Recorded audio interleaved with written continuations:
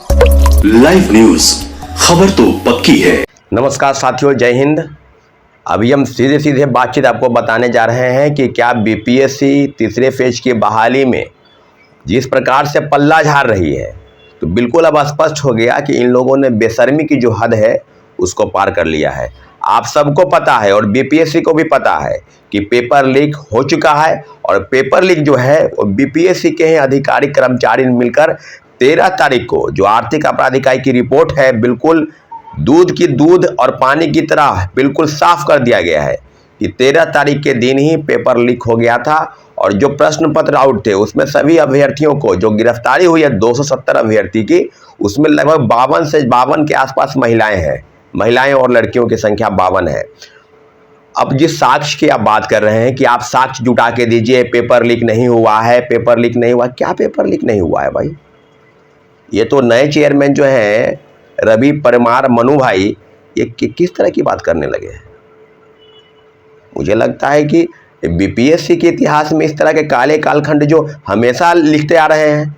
इसके पहले दो परीक्षाएं हुई बीपीएससी ट्री की, इसमें पेपर लीक की तो बात नहीं कहीं सामने आई, लेकिन ये हड़बड़ी में जिस प्रकार से परीक्षा ले रहे थे 1 to 5 और 6 to 8, और उसके पहले के परीक्षाओं को उन्होंने पहले डेट अनाउंसमेंट नहीं किया, दूसरा एक परीक्षा को कैंसिल करके आगे की परीक्षा डेट अनाउंसमेंट करने जा रहे थे। सीधी सीधी बातचीत है कि जो हजारीबाग के 2-3 प्रमुख क्षेत्रों से इचाक, पलीपेलिकल और जो बरही थाना क्षेत्र है उसके पेलावल, बरही और इचाक, इन थाना क्षेत्रों से सबकी जो गिरफ्तारी हुई है, अलग अलग बसों में भरकर पटना की तरफ जो लोगों को ले जाया जा रहा था, क्या प्रमाण सबूत नहीं है? क्या आप पेन ड्राइव में लोगों को क्वेश्चन नहीं पढ़वा रहे थे? और वही क्वेश्चन जो 15 मार्च की दोनों शिफ्ट की परीक्षाओं में आने वाले थे, सभी लोगों के पास वही प्रमाण है। और किन्हीं के पास मोबाइल नहीं मिला है, सबके पास वही जो पढ़वाया जा रहा था, प्रिंटर, लैपटॉप आदि सब चीज़ें गिरफ्तारी हुई है। लगभग दर्जनों लोगों की गिरफ्तारी हुई है। और जो गिरफ्तारी के संबंध में जो छात्रों की गिरफ्तारी हुई, अभ्यर्थियों की गिरफ्तारी हुई, उसकी संख्या 270 है, जिनको जेल भेज दिया गया है। बीपीएससी अब बताए कि क्या आयोग पर उन्हें भरोसा नहीं, क्या आर्थिक अपराध इकाई की रिपोर्ट पर उन्हें भरोसा नहीं? तो बिल्कुल अब समझ लीजिए कि यह पल्ला झाड़ने जैसा हुआ कि कुछ हुआ ही नहीं। 270 लोगों की गिरफ्तारी कैसे हो गई? 13 तारीख के दिन प्रिंटर में, पेन ड्राइव में क्वेश्चन पत्र कैसे बाहर हो गया? अगर ये बात सच नहीं है तो फिर क्या है?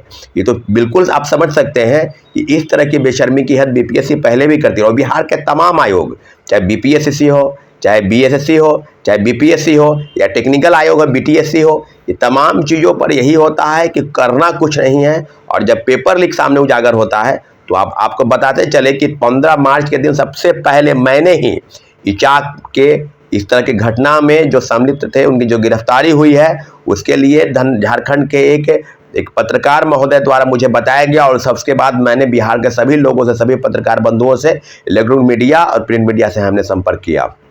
जाहिर सी बात है, पेपर लीक हो चुका है और बीपीएससी पल्ला झाड़ने का प्रयास कर रही है। मैं आपको बता दूं कि कल हम जेपीएससी एग्जाम देने वही गए थे, इचाक, जहां से ये हुआ है। और इचाक के लिए जो चीज़ें सामने आई है, इचाक से आई है, बरही थाना क्षेत्र से आई है, और सब चीज़ों पर तो अब क्या क्या दूध का दूध और पानी का पानी बिल्कुल स्पष्ट हो गया है कि पेपर लीक हुई और साक्ष्य जो है दिए गए, पर्याप्त साक्ष्य नहीं है। तो मुझे लगता है कि इस तरह की चीज़ें बीपीएससी पहले भी करती आ रही है। नए चेयरमैन, अगर अपनी बातों से नए चेयरमैन को साथ पता नहीं है बीपीएससी का क्या रूल रेगुलेशन और क्या किस तरह की चीज़ें हो रही है, परंतु आर्थिक अपराध इकाई ने बेशक बेहतर काम किया है। उनको हम बहुत बहुत धन्यवाद और शुक्रिया अदा करते हैं, क्योंकि जो चीज़ें बिल्कुल समय रहते उन्होंने रिपोर्ट सौंपा, और जो चीज़ें थी बिल्कुल स्पष्ट हो गई है कि 13 तारीख के दिन ही पेपर लीक था।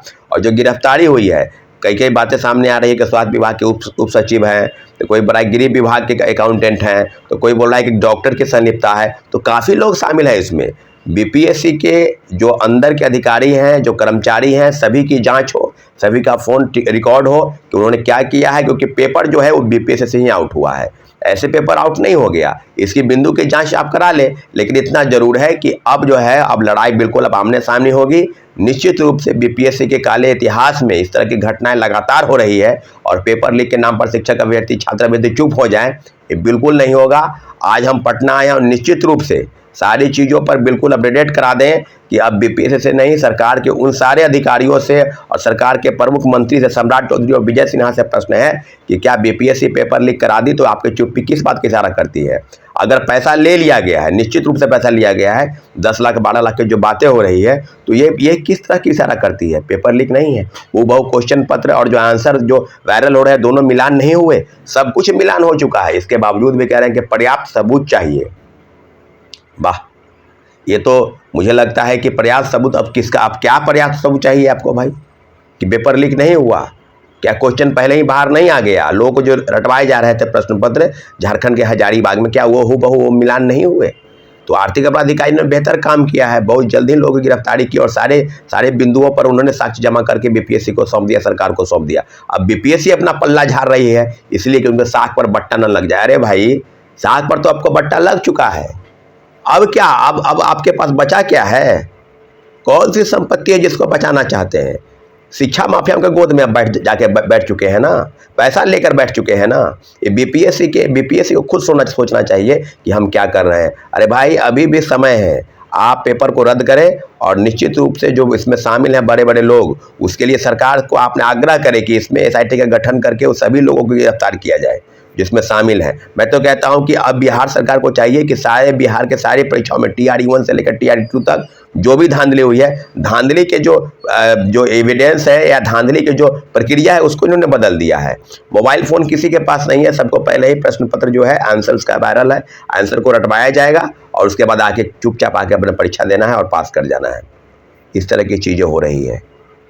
निसंदेह बीपीएससी अगर अपने चीज़ों को बचाना चाहती है, अपने साख को बचाना चाहती है, क्योंकि आपको पता है कि पेपर लीक हो चुका है, इसके बावजूद भी आप चीज़ों को घालमेल करने का प्रयास कर रहे हैं, किसी भी हाल में घालमेल नहीं होने देंगे और कि इसमें एसआईटी का गठन करके उस सभी लोगों को गिरफ्तार किया जाए जिसमें शामिल हैं। मैं तो कहता हूं कि अब बिहार सरकार को चाहिए कि सारे बिहार के सारी परीक्षाओं में TRE 1 से लेकर TRE 2 तक जो भी धांधली हुई है, धांधली के जो एविडेंस है या धांधली की जो प्रक्रिया है उसको इन्होंने बदल दिया है। मोबाइल फ़ोन किसी के पास नहीं है, सबको पहले ही प्रश्न पत्र जो है आंसर उसका वायरल है, आंसर को रटवाया जाएगा और उसके बाद आके चुपचाप आके अपना परीक्षा देना है और पास कर जाना है। इस तरह की चीज़ें हो रही है। निसंदेह बीपीएससी अगर अपने चीज़ों को बचाना चाहती है, अपने साख को बचाना चाहती है, क्योंकि आपको पता है कि पेपर लीक हो चुका है, इसके बावजूद भी आप चीज़ों को घालमेल करने का प्रयास कर रहे हैं, किसी भी हाल में घालमेल नहीं होने देंगे। और निश्चित रूप से बीपीएससी ही नहीं, जेपीएससी का भी पेपर लीक हो गया है, उसके संदर्भ में भी जेपीएससी के झारखंड के जो सरकार है उसको जवाब देना पड़ेगा, क्योंकि अब स्पष्ट हो गया है कई जगहों से। आपको बता दें गुमला से, आपको बता दें क्या कहते हैं झारखंड के धनबाद से, और आपको कई जगहों से जो चीज़ें हैं सामने बिल्कुल आ गई है। तो अब बीपीएससी शिक्षक बहाली तीसरे फेज की प्रक्रिया में आर्थिक अपराध इकाई की रिपोर्ट के बावजूद भी अगर बीपीएससी पल्ला झाड़ रही है तो हम लोग बिल्कुल प्रतिबद्ध हैं। बीपीएससी को एनी हाउ पेपर रद्द करनी पड़ेगी और जो भी कानूनी कार्रवाई है ठोस से ठोस कार्रवाई करने के लिए माननीय मुख्यमंत्री जी से आग्रह है कि ठोस से ठोस कार्रवाई की तरफ आप आगे बढ़े और निश्चित रूप से बिहार में शिक्षा माफिया और देश में जो शिक्षा माफिया फल फूल रहे हैं उसको ध्वस्त करने की जरूरत है। साथियों, धन्यवाद। जय हिंद। लाइव न्यूज, खबर तो पक्की है।